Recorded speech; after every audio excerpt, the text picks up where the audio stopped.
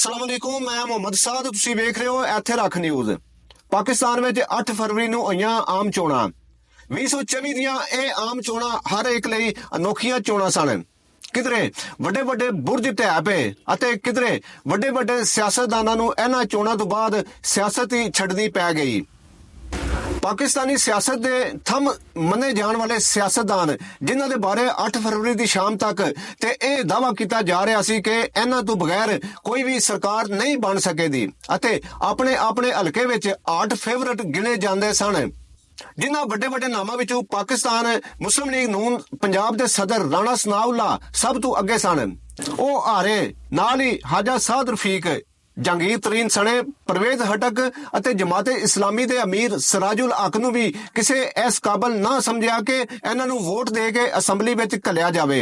2024 ਦੀਆਂ ਚੋਣਾਂ ਦੇ ਨਤੀਜੇ ਆਉਣ ਤੋਂ ਬਾਅਦ ਜੋ ਜਮਾਤਾਂ ਜਿੱਤ ਗਈਆਂ ਉਹਨਾਂ ਦੇ ਆਗੂ ਅਤੇ ਕਾਰਕੁਨ ਕੱਛਾਂ ਵਿੱਚ ਹੱਥ ਦੇ ਦੇ ਕੇ ਕੱਛਾਂ ਵਜਾਉਂਦੇ ਰਹੇ ਅਤੇ ਜਿਨ੍ਹਾਂ ਦੇ ਹਾਰ ਗਏ ਉਹ ਬੁੱਕਾਂ ਅੱਖਾਂ ਵਿੱਚ ਦੇ ਦੇ ਰੋਂਦੇ ਵਿਖਾਈ ਦਿੱਤੇ। ਅੱਜ ਚੋਣਾਂ ਤੋਂ ਚੌਥੇ ਦਿਨ ਵੱਡੇ ਵੱਡੇ ਨਾਮਾਂ ਵਾਲੇ ਦੋ ਆਗੂਆਂ ਨੇ ਅਸਤੀਫੇ ਦੇ ਦਿੱਤੇ। ਪਹਿਲਾ ਅਸਤੀਫਾ IPP ਇਸਤਹਕਾਮੇ ਪਾਕਿस्तान पार्टी ਜਿਹਨੂੰ ਕਿ ਇੰਡੀਪੈਂਡੈਂਟ ਪਾਵਰ ਪਲਾਂਟ ਦਾ ਖਿਤਾਬ ਵੀ ਦਿੱਤਾ ਗਿਆ ਸੀ। IPP ਦੇ ਚੇਅਰਮੈਨ ਜਹਾਂਗੀਰ ਖਾਨ ਤਰੀਨ ਦੇ ਵੱਲੋਂ ਆਇਆ। ਅਸਤੀਫੇ ਦੇ ਨਾਲ ਨਾਲ ਉਹਨਾਂ ਸਿਆਸਤ ਛੱਡਣ ਦਾ ਵੀ ਐਲਾਨ ਕਰ ਦਿੱਤਾ। ਜਹਾਂਗੀਰ ਤਰੀਨ ਦਾ ਕਹਿਣਾ ਸੀ ਕਿ ਉਹ ਆਵਾਮ ਦੀ ਖਿਦਮਤ ਉਸੇ ਤਰ੍ਹਾਂ ਹੀ ਕਰਦੇ ਰਹਿਣਗੇ ਜਿੱਕਣ ਪਹਿਲਾਂ ਕਰਦੇ ਰਹੇ। ਦੂਜਾ ਅਸਤੀਫਾ ਜਮਾਤੇ ਇਸਲਾਮੀ ਦੇ ਅਮੀਰ ਸਿਰਾਜੁਲ ਹਕ ਹੋਰਾਂ ਦੇ ਵੱਲੋਂ ਆਇਆ। ਸਿਰਾਜੁਲ ਹਕ ਨੇ ਆਪਣੇ ਐਕਸ ਖਾਤੇ ਉੱਤੇ ਪੋਸਟ ਪਾ ਕੇ ਕਿਹਾ ਕਿ ਮਿਹਨਤ ਅਤੇ ਕੋਸ਼ਿਸ਼ ਦੇ ਬਾਵਜੂਦ ਮੈਂ ਜਮਾਤ ਨੂੰ ਕਾਮਯਾਬੀ ਨਹੀਂ ਦਿਵਾ ਸਕਿਆ।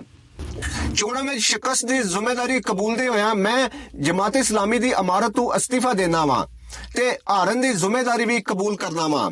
ਚੇਤਾ ਰਵੇ ਕਿ ਲੰਘੇ ਦਿਨ 12 ਫਰਵਰੀ ਨੂੰ ਜਮਾਤ ਇਸਲਾਮੀ ਦੇ ਬੁਲਾਰੇ ਕੈਸਰ ਸ਼ਰੀਫ ਨੇ ਜਮਾਤ ਇਸਲਾਮੀ ਦੇ ਨਵੇਂ ਅਮੀਰ ਦੀਆਂ ਚੋਣਾਂ ਲਈ 3 ਨਾਵਾਂ ਦਾ ਐਲਾਨ ਕੀਤਾ ਸੀ।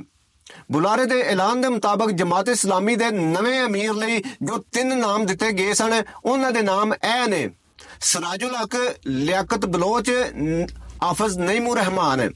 ਇਹ ਗੱਲ ਵੀ ਚੇਤੇ ਰਵੇ ਕਿ ਸਿਰਾਜੁਲ ਹਕ ਕੌਮੀ ਅਸੈਂਬਲੀ ਦੇ ਹਲਕਾ 6 ਲੋਅਰ ਦੀਰ 1 ਤੋਂ ਚੋਣ ਮੁਕਾਬਲਾ ਲੜ ਕੇ ਤੇ ਪਾਕਿਸਤਾਨ ਤਹਿਰੀਕੇ ਇਨਸਾਫ ਦੀ ਹਮਾਇਤ ਨਾਲ ਚੋਣਾਂ ਲੜਨ ਵਾਲੇ ਮੁਹੰਮਦ ਬਸ਼ੀਰ ਖਾਨ ਕੋਲੋਂ ਹਾਰ ਗਏ ਸਨ। ਪਾਕਿਸਤਾਨ ਮੁਸਲਿਮ ਲੀਗ ਨੂਨ ਦੇ ਪੰਜਾਬ ਦੇ ਸਦਰ ਰਾਣਾ ਸਨਾਉल्लाह ਨੇ ਦਾਅਵਾ ਕੀਤਾ ਕਿ ਪੰਜਾਬ ਵਿੱਚ ਸਾਡੇ ਕੋਲੇ 150 ਸੀਟਾਂ ਪੂਰੀਆਂ ਹੋ ਗਈਆਂ ਨੇ। ਅਸੀਂ ਹੁਣ ਪੰਜਾਬ ਵਿੱਚ ਹਕੂਮਤ ਬਣਾਉਣ ਜਾ ਰਹੇ ਹਾਂ।